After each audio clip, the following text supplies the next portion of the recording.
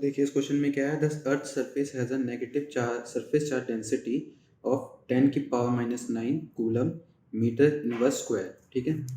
The potential difference of 400 kilo volt between the top of the atmosphere and the surface results in a current of only 1800 ampere over the entire globe. तो if there were no mechanism of sustaining atmospheric electric field, how much time रफली would be required to neutralise the earth surface. ठीक है। तो देखिए question में हमें क्या बोला गया है कि हमारी जो अर्थ की सरफेस है उसकी सरफेस चार्ज डेंसिटी कितनी है, 10⁻⁹ कूलम मीटर इनवर्स स्क्वायर की। ठीक है। और देखिए जब हमारा पोटेंशियल डिफरेंस 400 किलो वोल्ट का, ठीक है, 400 किलो वोल्ट का पोटेंशियल डिफरेंस किसके बीच में, एटमॉस्फेयर और सरफेस के बीच में। ठीक है। तो इन दोनों ने जो हमारा करंट था, ठीक है, करंट था पूरे एंटायर ग्लोब पर। ठीक है। पूरे एंटायर ग्लोब पर कितना दिया, 1800 एम्पियर का। ठीक है। अब देखिए यहाँ में बोला गया है कि अगर यहाँ पर एटमॉस्फेरिक इलेक्ट्रिक फील्ड का कोई मैकेनिज्म ही ना हो, ठीक है, इलेक्ट्रिक फील्ड का कोई मैकेनिज्म ही ना हो, तो हमारा कितना टाइम लगेगा रफली, मतलब कम से कम कितना टाइम लगेगा पूरी अर्थ को न्यूट्रलाइज करने में। ठीक है।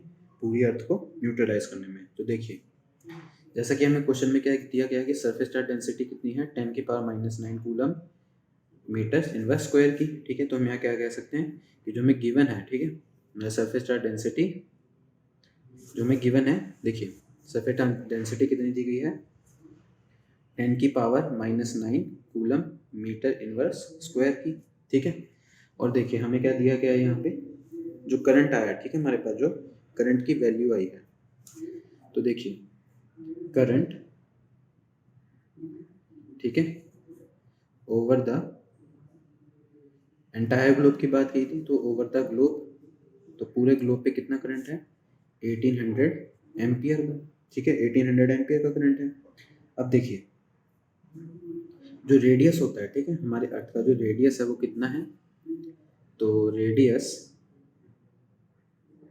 ठीक है, रेडियस ऑफ द अर्थ, तो अर्थ का रेडियस कितना है हमारे पास, मतलब हमारे पास स्मॉल आर की वैल्यू कितनी है यहाँ पर, 6.37 इंटू 10⁻⁶ मीटर्स की। ठीक है। 6.37 इंटू 10⁻⁶ मीटर की वैल्यू है। ठीक है। अब देखिए, और जैसे हमारा, हम जानते हैं कि जो हमारा सरफेस एरिया क्या होता है, ठीक है, जैसे हम जानते हैं कि हमारा जो अर्थ है वो एक स्फेयर की तरह है। ठीक है। एक स्फेयर की तरह है। तो जो सरफेस एरिया होगा अर्थ का वो कितना होगा, मतलब सरफेस, ठीक है, surface area of the earth.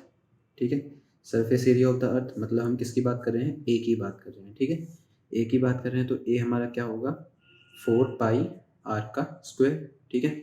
अब देखिए तो जो एरिया की वैल्यू होगी वो कितनी होगी, 4 इंटू पाई कितना है हमारा 3.14 और आर की वैल्यू 6.37 इंटू 10⁻⁶ का स्क्वायर।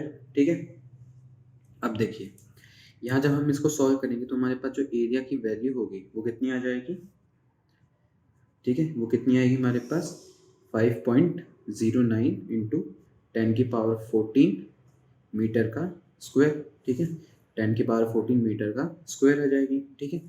तो ये हमारे पास क्या आ गया, हमारे एरिया की वैल्यू आ गई। ठीक है। ये हमारा एरिया कौन सा है, अर्थ का एरिया है। ठीक है। अर्थ का एरिया है। ठीक है। अब देखिए तो जो चार्ज होगा, ठीक है, अभी हमने एरिया बता दिया यहाँ पर, तो जो हमारे चार्ज की वैल्यू होगी, ठीक है, हमारे चार्ज की वैल्यू मतलब हम कहेंगे कि charge on the earth surface. ठीक है। अर्थ सरफेस पे कितना चार्ज है, ठीक है, अर्थ सरफेस पे कितना चार्ज है। ठीक है।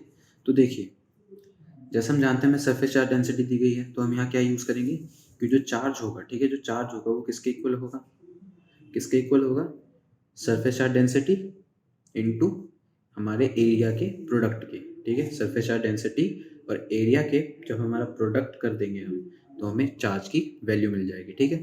तो देखिए सरफेस चार्ज डेंसिटी हमारे पास कितनी थी, जैसे अगर हम लिखें तो सरफेस चार्ज डेंसिटी थी हमारे पास 10⁻⁹ की। एरिया हमने कितना सॉल्व किया है, 5.09 इंटू 10⁻14, ठीक है, 10⁻14। तो जो चार्ज होगा, ठीक है, जो हमारे पास चार्ज की वैल्यू होगी वो कितनी आ जाएगी, 5.09 इंटू 10⁻5, ठीक है, 10⁻5 कूलम्स आ जाएगी। मतलब हमारे पास चार्ज कितना है, 5.09 इंटू 10⁻5 कूलम्स का चार्ज है, ठीक है। अब देखिए, अब हमें क्या निकालना है कि हमारा कितना टाइम लगेगा पूरे अर्थ को न्यूट्रलाइज करने में, ठीक है, पूरे अर्थ को न्यूट्रलाइज करने में। तो चलिए टाइम निकालते हैं यहाँ पर। तो देखिए, ठीक है, अब जैसा कि हमें क्या निकालना है कि टाइम, ठीक है, टाइम टेकन टू न्यूट्रलाइज, ठीक है, क्या करने के लिए, न्यूट्रलाइज करने के लिए अर्थ किसकी, अर्थ की सरफेस को, ठीक है, अर्थ सरफेस, अर्थ की सरफेस को न्यूट्रलाइज करने में। तो उसको हम क्या लेते हैं, टाइम टेकन को हम टी से डिनोट कर देते हैं, ठीक है, टी से। अब देखिए, जैसा कि हम जानते हैं कि अगर हमें टाइम चाहिए, ठीक है, अगर हमें टाइम चाहिए होता है और यहाँ पे हमें दो चीज़ें और गिवन है, एक करंट दिया गया है और एक हमने अभी चार्ज की वैल्यू सॉल्व करी है, ठीक है। तो यहाँ से हम देखिए, जो हमारा करंट का फॉर्मूला होता है, ठीक है, जो हमारा करंट का फॉर्मूला होता है वो क्या है, I is equal to Q by T, मतलब चार्ज अपॉन टाइम। तो यहाँ से हम देखिए, अगर टाइम की वैल्यू सॉल्व करें तो हम कह सकते हैं कि जो टाइम होता है वो क्या होता है, चार्ज अपॉन करंट के इक्वल, ठीक है, चार्ज अपॉन करंट के इक्वल। तो देखिए यहाँ से हमारा टाइम आ जाएगा।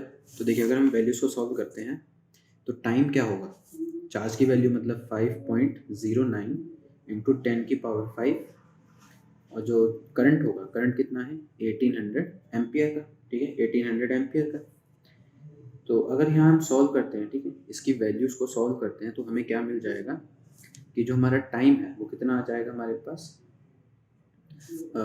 टाइम की वैल्यू आ जाएगी 282.77 सेकेंड्स आ जाएगा, ठीक है, सेकेंड्स आ जाएगा। मतलब हमें कम से कम 282.77 सेकेंड्स लगेंगे किस, क्या करने के लिए, टू न्यूट्रलाइज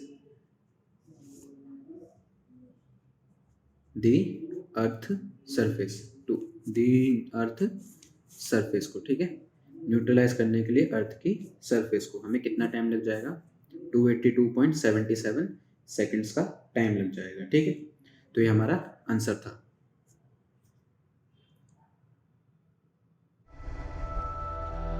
इससे आसान सॉल्यूशन और कहीं नहीं।